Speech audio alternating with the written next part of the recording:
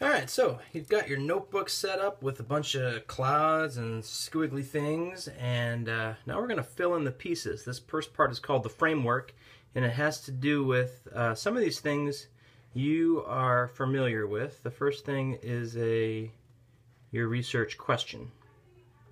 And you know that a research question should be something that you care about. It should be something that is specific. It should be something that relates to our theme. And I'm not going to talk about it too much because most of you are already there, pretty much. Research questions are in pretty good shape. It might, no easy answer. No easy, quick answer would be qualities of a good research question. No easy, quick answer. All right, this is what you're going to be working on today, is the thesis statement. The thesis statement, first and foremost, it is the most important thing. So put some arrows here, because the thesis statement really matters. Good projects have good thesis statements. It is impossible to have a decent thesis project if your thesis statement is not strong. So a strong thesis statement is going to answer the research question. It's going to answer it. It is going to use language as much as possible. It's going to use language that's tied to the theme. Like the word explore will be in there. Or the word exchange will be in there. Or encounter. Or a combination of two, maybe all three of them. What else? It could be 2 or 3 sentences. It could be 2 or 3 sentences. It might just be one, but it doesn't have to be a 1-sentence thing. It could be 2 or 3 sentences. And it's gonna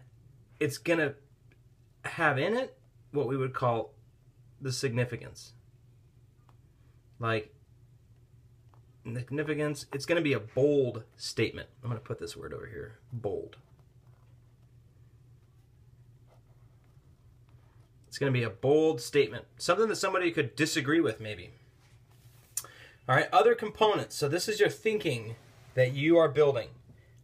This is an area of weakness for a lot of groups right here, and I'm going to call this is the specific, historical, background knowledge.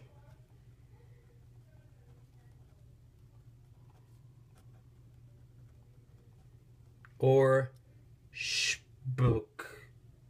Significant historical background knowledge. So it's going to include things like like knowledge of the historical era.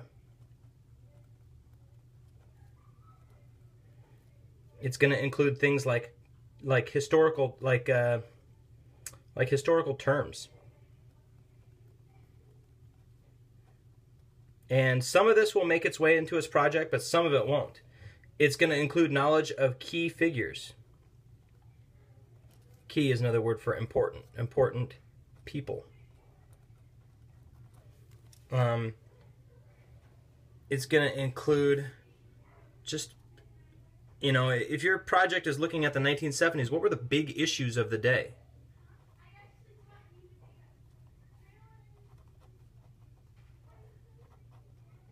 So you're already starting to do this as you do your research. You're adding to it. An example of this would be like, I saw a group today that's looking at the United States and the Vietnam War, and they spent some time today researching what communism means. Specific historical background knowledge. And that was a good thing for them to do, because they really can't construct a project if they don't know what some of those big ideas are. Now it's time for the most challenging thinking that you have to do. The challenging thinking is this. Okay, you got your thesis statement here. It's huge. It's important. It might be kind of complex. You need to break your thesis statement into pieces. And those pieces, we call them claims. So we call this like claim 1. All right, I like to use letters because then we don't think about one being better than another one. So I like claim A, claim B, and claim C. And the idea is that your thesis statement is such a big, complicated thing that to prove it, you're going to break it into pieces. And so if you're writing an essay, each one of these things might be several paragraphs. But this might be like another section of your paper. So this is like, claim A is pretty big. It could include several paragraphs. Claim B is pretty big. Claim C is pretty big. The idea being, if all of these are true, if we can prove them,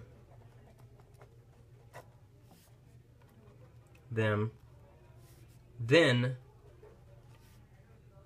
our thesis is correct.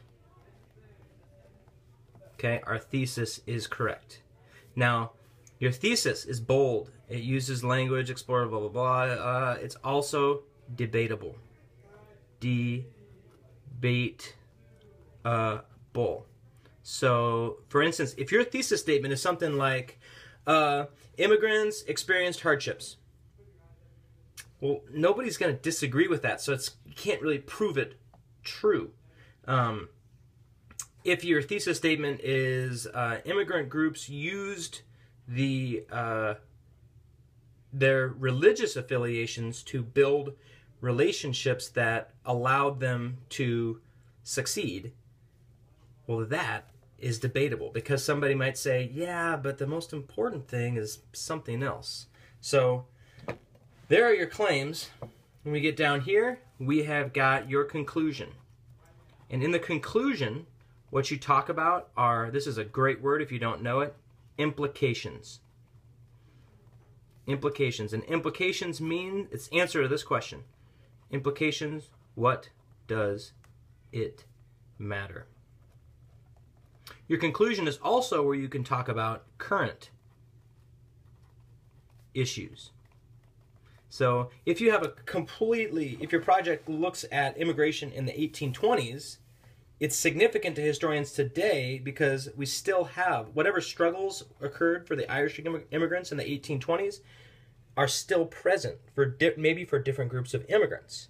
Current issues, what else for our conclusion?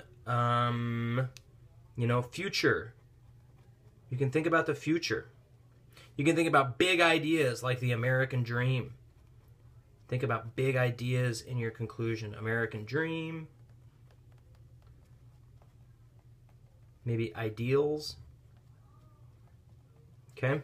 So, after going over all this, I'm now going to show you an example. And this is why you did it for 2 pages. And this one says example.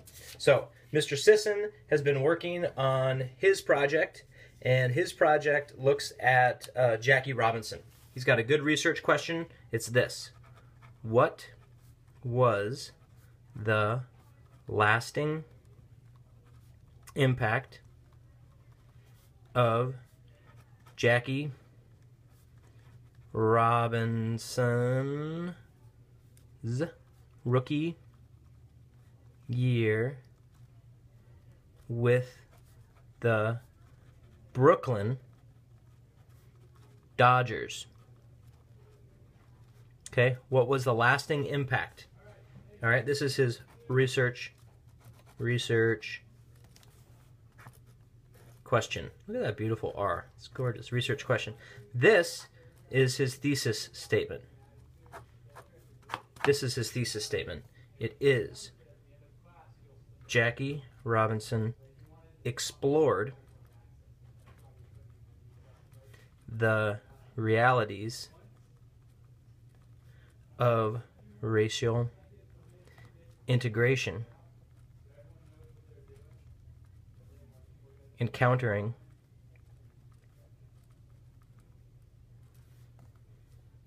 and overcoming many challenges.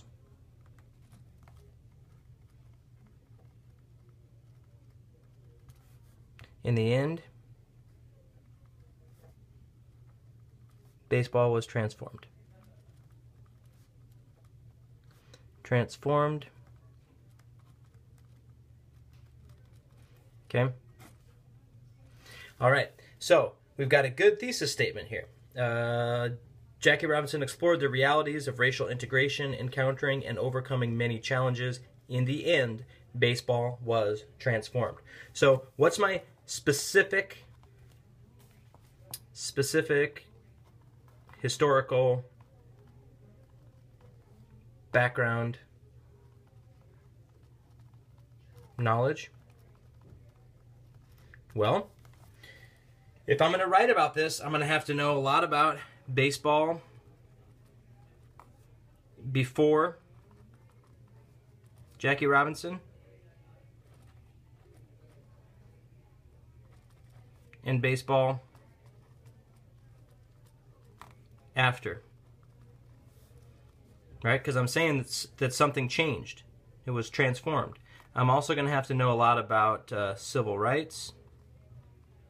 I'm going to have to know a lot about segregated baseball. Segregated baseball. And I'm going to have to know a lot about the Brooklyn Dodgers team he was on. Just to name a few things. I'm also going to have to know about Jackie Robinson, who he was as a person. Now for the hard part. He explored the realities of racial integration, encountering and overcoming many challenges. So now what I have to do, and I'm going to get a different color to do it, is I'm going to find these claims in here. I'm going to break this into pieces because this is too big for me to just prove at one time. So I'm going to break it into little pieces by saying he explored the realities of racial integration. Okay? Well, what does that mean? Okay? So if I say reality of racial integration, what does that mean? Okay? What's my claim? My claim is that he was an explorer. So how do I prove that he did that? So first, I'm going to have to take some info from here and put it in there. Right? My historical background knowledge is going to include something about what baseball was like before, what America was like at the time, with evidence. Every time you put something in, you need evidence. So what is your 1, 2, 3 pieces of evidence that prove that he explored the reality of racial immigration? Another one. So this is claim A. Claim A. Claim B. What else do I say? He encountered and overcome many changes. I'm going to break this one into 2 pieces. Right? Because I say that he encountered challenge. Encountered challenge. What's my evidence of those challenges? What are they? Well, on this date he did this. This could be a paragraph about a specific challenge. Right?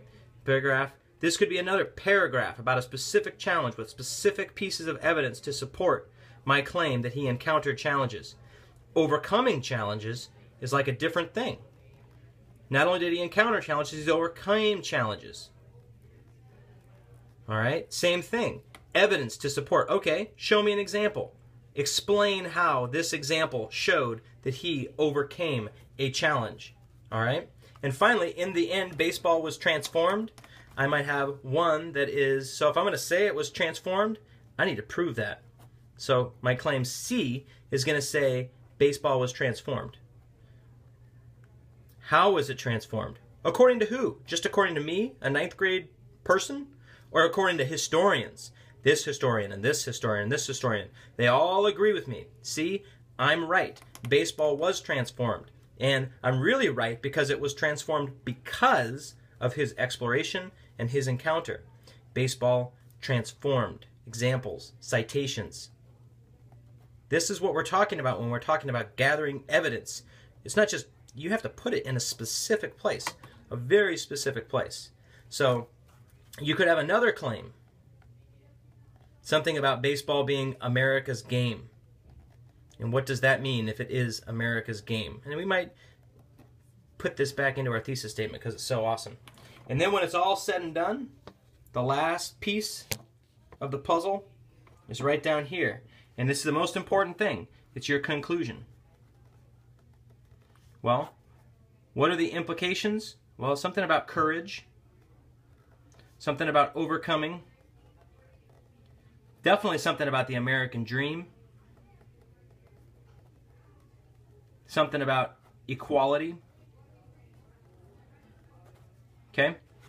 Now your job, take this format, talk to your group members, and make this in your notebook. We're going to be looking for this in everybody's notebook with your new thesis statement. You'll have to put your thesis statement on your desk, get those claims figured out. What are you going to talk about in your conclusion? This, my young friends, is what real historical research looks like. I think I even wrote that on one of these things. Real historical research looks like this. It's not something that you find in a textbook. Good luck.